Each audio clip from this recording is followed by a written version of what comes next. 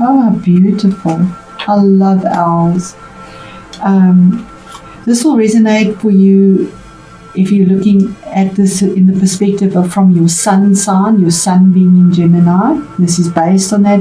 Or your rising sign being Gemini, or your moon in Gemini. If it doesn't resonate for you, it's not for you. Maybe check the rising sign and see how that resonates. I'm going to pause this while I find it in the book to save time and then read it from the book. What a beautiful card. Okay, so we have it here. Owls are wisdom, intuition, insight. He's in an oak tree, something that is solid and wise, and then we have the ivy. Ivy creeps slowly. It's all like Saturn type energies, something, and wisdom and insight. But the key words for owl is detachment, wisdom, and change. Now, it did come out the right way. So your North Node in your first house of changes for self on an emotional level is the meaning of this card for that eclipse that is happening. It says that the owl teaches us the wisdom of turning a disadvantage into an advantage. For most birds, the coming of darkness renders it impossible for them to feed, but the owl's exceptional hearing enables it to pick out and swoop on unsuspecting prey during the night. Twilight has been described as owl light, and going for a quiet walk in the woods at the shimmering time of twilight is an excellent way to develop the sensibility to the other world and the inner soul of nature. You may feel drawn to a study of esoteric lore or clairvoyancy. Working with the owl is your ally. As your ally will help you to do this. Now, I'm not suggesting you do that in Africa, sadly, because being on your own in any nature area that isn't protected is very unsafe, and you need to use the wisdom of the owl. That is so sad. It is so beautiful, our country, and yet it is so unsafe as well, and you need to use the wisdom of the owl. So that is what is being eclipsed in for you. The other end of owl, which is the south node, and this eclipse has already started in Sagittarius, would be your 7th house. So that also, it's lunar. The 7th house is about your spouse and your partner and the other person, where your first is about you. So on an emotional level, it's about the giving and receiving, and your balance of power issues on an emotional level, and how you relate to others, or your attitude to cooperation with others as well. And the reverse side of that is that you're dealing with is that you may need to be wary of withdrawing too much from the world. An ability to be detached and discerning is an asset, unless it becomes a defense against being fully alive with all the vulnerability it entails. Perhaps there is not such a need for secrecy or holding back. The owl can signal a time of change, of initiation, and of new beginnings. It can portend the death of one thing, but also the birth of another. An old Sussex saying is, when owls whoop at night, expect a fair morrow, expect a bright dawn, and it will surely come. How beautiful is that? So on both levels, it's very positive for you, Gemini, very positive. Okay, Gemini, so we start off with justice, and this could be dealing with the legal situation. Remember, it's a general reading, so put it in the situation you find yourself in. You could possibly be dealing with a Gemini, your own energy, or with a Libra as well.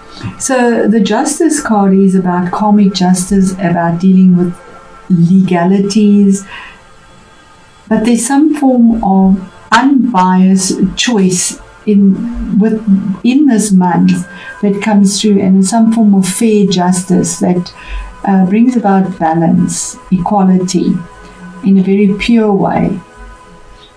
She's not blindfolded because she's in denial. It's because she's unbiased and has to see both sides from equal perception, both lights in her hand, to make a balanced choice with her sword of truth. And this justice comes through. I do feel maybe by the 11th of the month, that's a possibility that there's some significant change that comes through of November, or dealing with authority, maybe around money and opportunity for money, investment, property, being really wise about something. Pentacles is earthiness. It's something of value, something of durability, but there's an opportunity here of investment in a workplace, a career, security, a home, a relationship, in your health, possibly investing with something that is real. There's the opportunity, and being wise. We have the weasel here, being really wise about it, looking at what was in the past. He's looking behind him and then to move up towards the future. And then taking stock of what you've nurtured, what you've planted, what you've taken care of. And now finally being able to fill this empty basket, because the ladder is there now to go up, to ascend. Here we have the rocks also going up. Here we have stairs going up. So you're going up to something that you've been looking after. The squirrel prepares for the winter months, nurtures. Here's spring, here's the harvest time. There's peace, there's harmony. It's like being able to enjoy the fruits of your labor, something you've nurtured, and now you can go and harvest those fruits. You've taken care of it with great passion as well. And then we have the message from Spirit, or the center of the month, you have victory. You have victory, you have recognition in whatever this is that you've nurtured. There's this karmic justice that comes through. If it is a legal situation, there's victory and recognition as well, and moving forward. With passion as well, we have wands here, passion, moving forward. And sixes always deal with something from the past and moving forward towards it. They all seem, the weasel's looking at what was in the past. She's making a choice between present and past. Here we have somebody looking towards the future and enjoying the fruits of the labor, and there's a recognition for it. What is hidden and you're not even aware of it is that there's some form of regret or sadness over something that was lost on an emotional level, because the cups are emotional level. Those cups are empty, it's spilled, it's gone, it's lost. And there was change. These swifts or swallows migrate. So there was a migration of something that brought about regret, and you're not even aware of it, or sadness, or you have guilt about something that was lost or spilled, or something that you feel there's a sense of loss for, and forgetting to look at what you had turned your back on, what was kindred. And this is your energy. This is the card of Gemini. It is 6. It's a major arcana as well. That's a major arcana as well. Card number 11. Sixes are very prevalent in your reading as well. But this is about, the challenge is, it could have been in a relationship. Possibly a relationship that there was regrets in it. A legal situation, it came to an end. But the Lovers is also a card of choice, a significant choice that needs to be made. It's your challenge at the moment. So a choice that needs to be made. But in this deck, we almost see he's holding her one hand there. So it's almost a choice that is made with a lot of strength, or has to be made somehow. We do have the 2 dolphins. It could be a choice about 2 people, or a legal situation, something significant that comes through here, because there's a sense of finding this balance that is karmic. And the outcome here, or the end of the month, is the Four of Cups, and that is, there's that cup again. Something that was offered to you, but you don't seem to take notice or cognizance. Although here we have these 3 cups where they was full. They're standing here, they're empty, because there's a loss, there's the mouse, there's some form of loss here. And this cup is being presented to you, looking at it, but almost half-heartedly. We have the squirrel here again. The squirrel has taken care and nurtured of something, and the other squirrel is saying go for it. He's ready to grab whatever there is, and you're actually looking at it in this deck. So there is an opportunity being presented to you here on some emotional level with regards to a relationship. Very big possibility. You are dealing with 1st and 7th house. A relationship that's either emotional, intimate, or with the other in your workplace, because it's you and the other. So it can be a spouse or work partnership or anything to that sort. But there's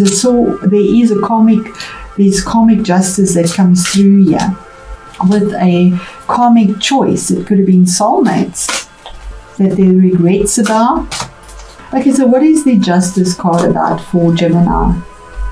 It's good news, Princess of Wands, something that comes through. It's the beginning of something, of good news, maybe a new relationship that comes through, or dealing with a child and getting good news, but it is a form of information that comes through that is warm and creative and has growth and a sense of freedom. That's a decision you made, Gemini. That's your energy. Air energy, King of Swords. It can be legal, it can be a lawyer, it can be somebody in the defense system, anything that is where you're using analytical abilities, your intellect. So a lawyer definitely falls into that, or a surgeon, even a surgeon, something that you've invested in, or a choice that was made, there were regrets. But there is victory here. That is a choice and a decision that is made that changed your outside world with something that you invested in. Again, same as this, Four of Cups. Something you have a regret about. You've lost something. These cups are also empty. They've fallen over. You're kind of like pondering it here. But there's this offer that is full there. There is an opportunity for some new opportunity in love, in happiness. But you almost turn your back on it. It's sort of hidden, but it's there. 4 is about grounding it. It's almost like passionately you would rather dream about what was instead of look at what is or what could be or what is still possible and being presented within a relationship or a work situation. It's that constant longing and never being satisfied, because the thoughts and the mind is on what is lost and gone. I mean, what is gone is gone. You have it 3 times here. There are the 3 cups empty. Here are the 3 cups empty. There are the 3 cups empty. Opportunity, opportunity, opportunity behind you, but you've got your back to it. Yeah, you're looking at it, but sort of half-heartedly, a half-hearted attempt. There's something you defended. It could have been a relationship that came to an end or a work situation, but there's defensive energy here. Defending yourself from the opinions of others. The 7 of Wands is you turn your back on something and you face the front of it. You face the insights or the onslaught of the opinions from others. You're on higher ground. You draw a boundary line, and he's actually defending this in quite a strong way. He's got his 1 foot on the wall already, the boundary, and he's picking up the other one to say, I'm on higher ground, you're not getting past this point. That's what it is. So it could have been something to do with a legal situation that is finally coming through to an end, a closure. There is regrets, there is some sort of loss that you keep focusing on. But the owl also says to move on from those emotional hurts.